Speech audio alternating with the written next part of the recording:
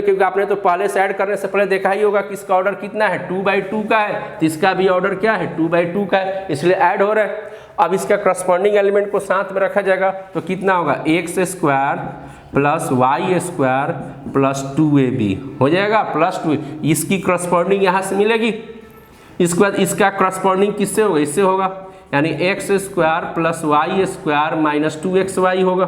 Clear हो रहा है बात, क्लियर हो रहा है कि नहीं हो रहा है। अब इसका करस्पॉन्डिंग किससे होगा, इससे होगा, यानी a² प्लस b² प्लस कितना हो जाएगा 2ab, और इसका करस्पॉन्डिंग इससे होगा c² plus d² minus 2cd होगा। अब आपसे मैं पूछूं इसको अगर ऐड करेंगे तो आप क्या लिखेंगे, इसको ऐड करेंगे तो क्या लिखेंगे, आप ऐड करेंगे तो लिखेंगे क्या, बोलिए, ऐड करेंगे तो क्या लिखेंगे, a² प्लस b² के फॉर्म के हिसाब से है तो a प्लस b यानी x प्लस y का होल स्क्वायर होगा। इसको आप क्या लिख सकते हैं, x माइनस y का होल स्क्वायर। इसके नीचे वाला क्या लिख सकते हैं, a प्लस b का क्या लिख सकते हैं, होल स्क्वायर, और इसको क्या लिख सकते हैं, c माइनस d का क्या लिख सकते हैं, होल स्क्वायर। तो ये आपका क्या हो जाएगा, आंसर हो जाएगा, यानी कि 2/2 का मैट्रिक्स बन के क्या हो जाएगा, तैयार होगा। समझ में आ रहा है कि नहीं बात। अब चलिए आगे हम लोग बढ़ते हैं। ये तो बेसिक क्वेश्चन हम लोग के पास हुआ कि कैसे हम लोग दो या दो से अधिक मैट्रिक्स को एक साथ क्या करते हैं, ऐड करते हैं। ठीक है, अब आते हैं नेक्स्ट क्वेश्चन के ऊपर। ठीक है, एक एक चीज को समझेंगे, एक एक चीज को हम लोग समझेंगे। ठीक है, इसलिए एकदम बिल्कुल आप जमे रहेंगे और देखते रहेंगे। अगर आप बिल्कुल शांत दिमाग से सुनेंगे समझेंगे एकदम बिल्कुल आपको आएगा, ना के सवाल ही। और जहाँ भी आपको डाउट होता है कमेंट में खटाक से बोलने का, यहाँ पे हमको प्रॉब्लम हो रही है। ठीक है, जैसे मान लीजिए अब एक चीज़ मैं आपको जानकारी दे रहा क्वेश्चन में कि इफ़ a इक्वल आपके पास यहाँ पे 4 5 3 2 1 6 हो, a इक्वल है। ठीक है, और यहाँ पे आपको पूछ रहा है कि फाइंड कीजिए कि 3a क्या होगा। दूसरा बोल रहा है क्या कि 5/2a क्या होगा, ऐसे पूछ रहा है। ठीक है, तो ये सब छोटी छोटी बातें आपको जानना क्या होता है, बहुत जरूरी होता है, छोटा छोटा चीज़।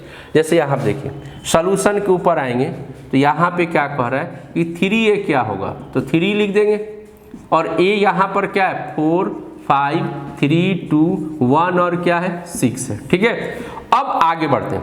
कहता है क्या है कि किसी भी मैट्रिक्स के अंदर, सुन दीजिएगा पहले एकदम ध्यान से सुनिएगा, कह रहा है कि किसी भी मैट्रिक्स के अंदर कांस्टेंट टर्म के साथ अगर मल्टीप्लाई आप करते हैं, कांस्टेंट टर्म के साथ अगर आप मल्टीप्लाई करते हैं तो टोटल एलिमेंट में मल्टीप्लाई होगा। समझ में बात आ रही है। कह रहा है क्या, अगर किसी मैट्रिक्स के अंदर किसी डिजिट को आप मल्टीप्लाई कर रहे हैं तो टोटल एलिमेंट के साथ क्या होगा, मल्टीप्लाई होगा। किसी एक एलिमेंट में नहीं होगा, जितना उसके अंदर होगा एलिमेंट ना सबके साथ क्या होगा, मल्टीप्लाई होगा। तो इसका मतलब ये 3 सबके साथ मल्टीप्लाई होगी, तो 3 अगर 4 के साथ करेंगे तो कितना होगा 12, इसके साथ करेंगे तो कितना होगा 15, इसके साथ करेंगे तो 9 6 3 और इसके साथ करेंगे तो कितना होगा 18। यानी आपका रिक्वायर्ड ऑफ मैट्रिक्स इतना बन के क्या होगा, तैयार होगा। और वो जो क्या होगा 3 किसका होगा 2 का, ये भी 3 क्या होगा। इसकी ऑर्डर जो है चेंज नहीं होने वाली, क्योंकि आप उसको कुछ मूवमेंट नहीं, मूवमेंट मैट्रिक्स के अंदर मूवमेंट देंगे तभी जाकर उसकी ऑर्डर क्या होती है, चेंज होती है। मैट्रिक्स अगर स्थिर है तो कोई इसमें टेंशन नहीं, कांस्टेंट ग्रुप, स्थिर का मतलब हो कांस्टेंट ग्रुप में। अब याद देखते हैं दूसरे क्वेश्चन की तरफ मान कि यहाँ पर आ गया कि आपको पूछ 5, इसका वैल्यू पूछ रहा है कितना होगा, तो कुछ नहीं टेंशन लेना है कि 5 यहाँ पे क्या लगाइए, और a का वैल्यू कितना है 4 5 3 2 1 और क्या लिख दिए 6। अब इसके साथ मल्टीप्लाई करेंगे, यहाँ पे देखिए तो 5/2 इंटू सबके साथ मल्टीप्लाई होगा। समझ में आ रहा है कि नहीं बात। फिर ये जो एलिमेंट होगा 5/2 इंटू कितना हो जाएगा 5 हो जाएगा।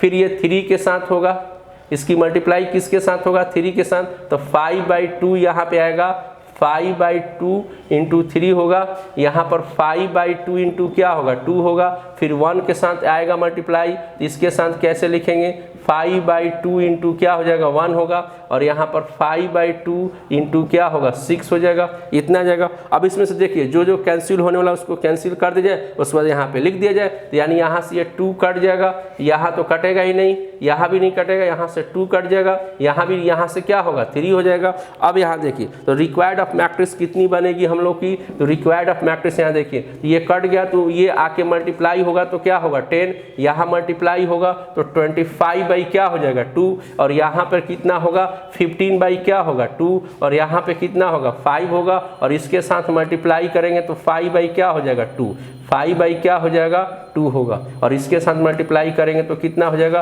15 हो। ये आपका बन के रेडी हो गया 3/2 का मैट्रिक्स। समझ में आ रहा है कि नहीं बात, ये आपका बन के क्या हो गया रेडी हो गया इतना, ठीक है।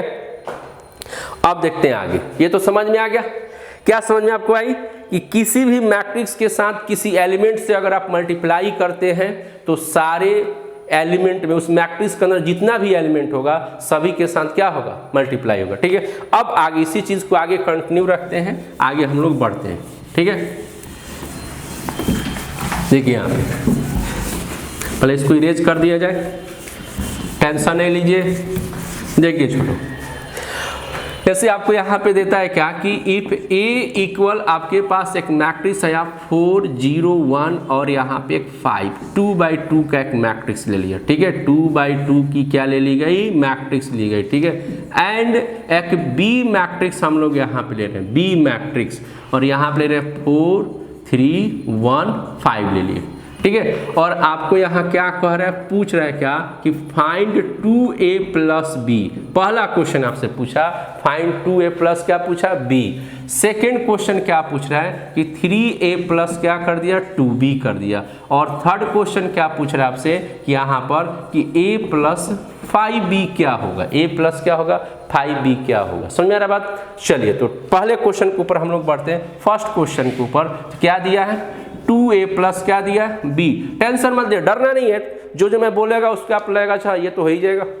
अब यहाँ पे क्या लिख देंगे 2, इसके साथ चलते हैं 2 लिख दिए। अब a यहाँ पर ये है, यानी यहाँ पे 4 0 1 और क्या हो जाएगा 5 हो जाएगा, ठीक है। अब उसके बाद क्या कर देंगे b को लेके आएंगे तो यहाँ पे 4 3 1 और क्या हो जाएगा 5 हो जाएगा। समझ में आ रहा है कि नहीं बात। अब इसके बाद क्या करेंगे हम लोग, अभी आपको मैंने क्या बताया कि किसी एलिमेंट्स जब मल्टीप्लाई करेंगे मैट्रिक्स के साथ तो टोटल एलिमेंट में मल्टीप्लाई होता है, यानी हम इसके साथ मल्टीप्लाई करेंगे तो कितना होगा 8 होगा, 0 होगा, 2 होगा और यहाँ पे 10। अभी तो आप पढ़े ना, ठीक है। उसके बाद यहाँ पे आएंगे, ये तो इसके साथ किसी नंबर से मल्टीप्लाई करना नहीं है। अब यहाँ पे एकदम बिल्कुल फिक्स सेम टू सेम आएगा नीचे। अब यहाँ पे आएगी बात, अब इसको और इसके साथ मल्टीप्लाई सॉरी अब ऐड होगा। जब ऐड होगा तो 8 और 4 के साथ जब ऐड करेंगे तो कितना करस्पॉन्डिंग एलिमेंट एक साथ आ जाएंगे। 0 और 5 के साथ करें 3 के साथ करेंगे तो कितना हो जाएगा 3 होगा। और 2 और 1 के साथ, इसका करस्पॉन्डिंग इसके साथ है तो 1 और 2 के साथ ऐड होगा तो कितना होगा 3, और 10 और 5 फिर मिलेंगे तो 10 और 5 का मतलब क्या हो गया 15 हो गया। तो आपका इसका रिजल्ट यानी 2/2 में सेम टू सेम आ गया, ठीक है। अब ये हो गया आपका 2a + b का क्या होगा रिजल्ट हो गया। समझ में आ गया बात। इसी प्रकार से हम लोग सेकंड को भी बनाएंगे। यहाँ पर क्या लिख रहा है कि 3a + क्या हो गया 2b हो गया, 3a + क्या हो गया 2b हो गया। अब 3a + 2b हो गया तो यहाँ पे क्या करेंगे, सबसे पहले यहाँ पे 3 लिखेंगे। अब एक a जो है वहाँ से आएगी a की वैल्यू, तो 4 0 1 और क्या हो जाएगा 5 हो जाएगा। फिर 2 आएगा, b यहाँ से लेके आएंगे तो आपके पास क्या होगा 4 3 1 और क्या हो जाएगा 5 हो जाएगा। अब इसके बाद आपको फिर से वापस आ गया कि किसी एलिमेंट से क्या करना है मल्टीप्लाई करना है तो टोटल में होगा, तो यहाँ पे क्या करेंगे 12 हो जाएगा, 0 हो जाएगा, 3 से 1 में करेंगे तो 3 होगा और यहाँ पे कितना हो जाएगा 15 हो जाएगा, ठीक है। अब इसके साथ मल्टीप्लाई करेंगे तो कितना हो जाएगा 8 हो जाएगा, यहाँ पे कितना हो जाएगा 6 हो जाएगा, फिर यहाँ पे कितना होगा 2 होगा और यहाँ पे कितना होगा 10 होगा। अब ये दोनों मैट्रिक्स को क्या करना है ऐड करना है, तो ऐड करना है तो उसके बाद क्या करेंगे, दोनों का ऑर्डर सेम है, बिल्कुल 2/2 है जी। अब इसको ऐड करेंगे तो करस्पॉन्डिंग एलिमेंट एक साथ आएगा, तो 12 और 8 को ऐड करेंगे तो कितने हो जाएंगे 20 हो जाएंगे। 0 और 6 को ऐड करेंगे तो कितना होगा 6, इसका करस्पॉन्डिंग इसके साथ है तो इधर क्या होगा 5 होगा, और 15 और 10 को ऐड करेंगे तो कितना होगा 25 होगा। ये 2/2 बन के क्या हो गया रेडी हो गया। तो इस तरीके से हम लोग क्या करते हैं बनाते हैं। और थर्ड क्वेश्चन आपके ऊपर में छोड़ता है कि आप जो है इसको बनाकर हमें कमेंट में इसका आंसर बताइएगा कि सर इसका आंसर इतना आया। बात समझ में आई कि नहीं आई? थर्ड क्वेश्चन आपको बनाना है, थर्ड आपको बनाना है सेम टू सेम और बताना यस हमने बना दिया। ठीक है, क्या कर दिया? यस। ये समझ में आता है ना? हाँ, आप बना के दिखाएंगे। ठीक है, हम बना के दिखाएंगे। मिटा इसको, समझ में आ गया? चलिए